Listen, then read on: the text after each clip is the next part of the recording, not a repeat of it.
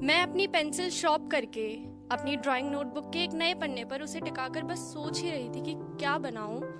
इतने में सामने से एक बहुत ही सख्त आवाज आई कि मैं जाते वक्त लाइन से चेक करूंगा कि सबने काम किया या नहीं। ये आवाज थी हमारे ड्राइंग टीचर पग्गी सर की। पर खैर, मेरा ध्यान किन्हीं और आवाजों पर था जो कि पीछे से हल्की हल्की आ रही थी, खुसफुसाती हुई। तुम लोग बात नहीं करते क्या आजकल इससे? नहीं यार, ये ना बहुत बहुत वैसी है।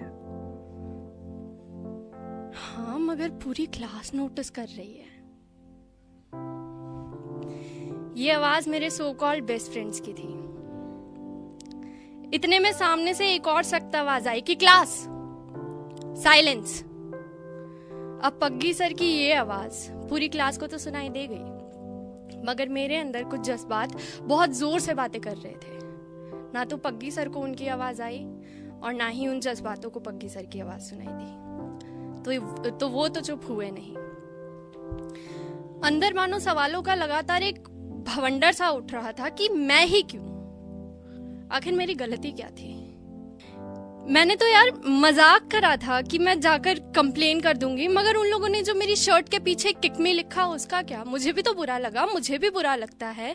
मेरा भी मन किया रोने का, मेरा भी मन करा कि मैं जाकर उन्हें बताऊं कि यार तुमने ऐसा क्यों करा, मुझे बुरा लगा।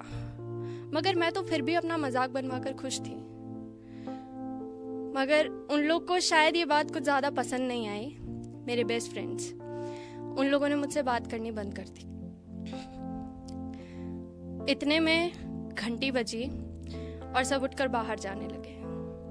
मगर जिन्हें पग्गी सर की आवाज नहीं सुनाई दी थी, उन्हें इस घंटी की आवाज भी नहीं सुनाई दी। तो वो तो अब भी अंदर ही थे।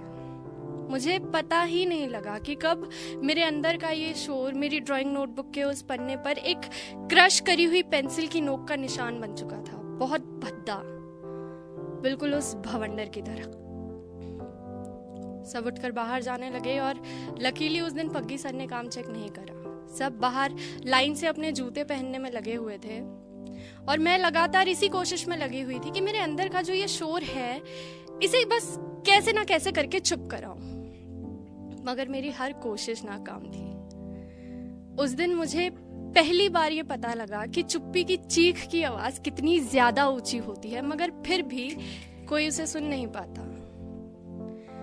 जब आंसू रोकते रोकते भी पलकों के किनारे तक बस आ ही गए थे, तब मेरे हाथ में जो मेरी ड्राइंग नोटबुक थी उसे पूरे गुस्से से मैंने बीच से वहीं फाड़कर जमीन पर पटक दिया। सबकी नजरें मेरी तरफ मुड़ी और मैं बिना अपने जूते पहने भागती भागती वॉशरूम की तरफ गई। वहां जाके एक कमरे में खुद को बंद किया रोने के लिए। उस खाली अकेले कमरे में भी मैंने एक कोना ढूंढा जहां मैं बैठकर रो सकूं। उस कोने में बैठी और बैठकर सिमटकर बिल्कुल रोने लगी। मुझे रोना था यार, बहुत जोर से रोना था। मैं बहुत मुश्किल से चुप थी और उस वक्त तक भीड़ में किसी ने ढंग से रोना सिखाया नहीं था। इतने में लगातार बाहर से दरवाजा खटखटाने की आवाजें आने लगी कि निधि दरवाजा खोल। और कुछ आवाजें ऐसी भी जो ये कह रही थी कि यार ये पागल है क्या, कितनी अजीब है ये, कोई मैम को बुलाओ। कुछ वक्त बाद हमारे स्कूल की काउंसलिंग टीचर की बाहर से आवाज आती है।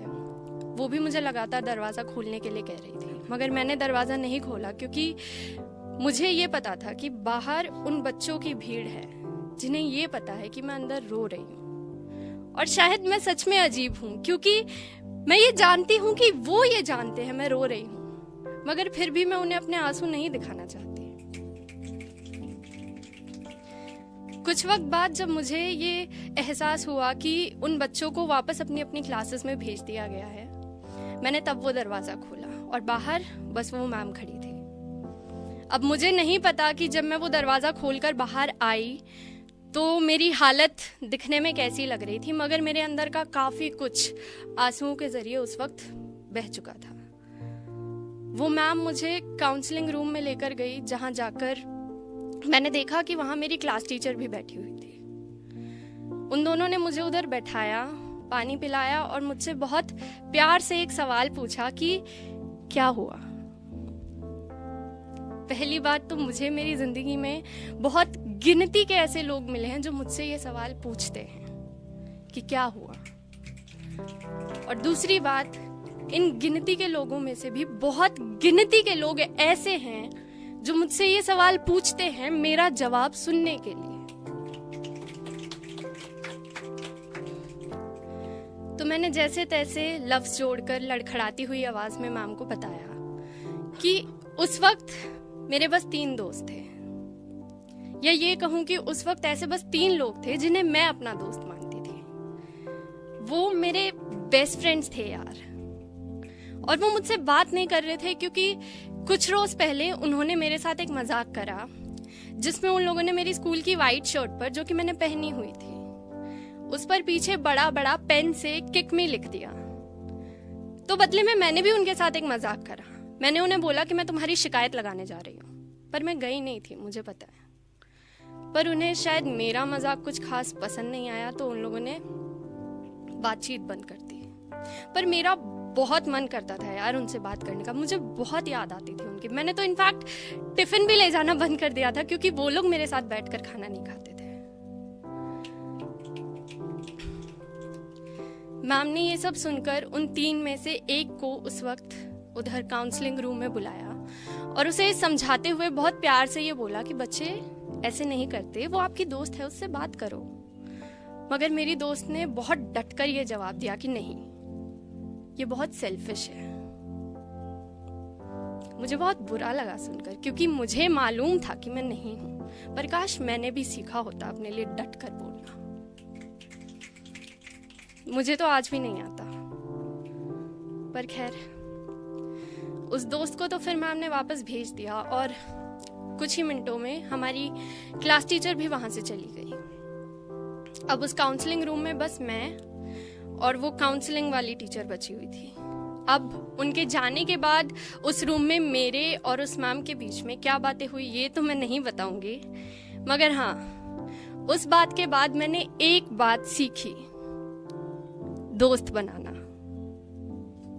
हाँ, उस दिन घर जाकर एक डायरी बनाई जो आज तक बस मेरी बातें सुनती है, खुद कभी कुछ नहीं बोलती, फिर भी कभी पलटकर मुझसे ये नहीं कहती कि तू सेल्फिश है।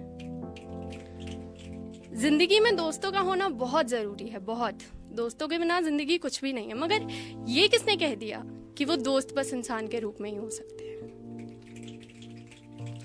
मैं घर से बाहर रहती हूँ और मैं जब भी घर पे जाती हूँ, मेरा पेट डॉग है मैडी।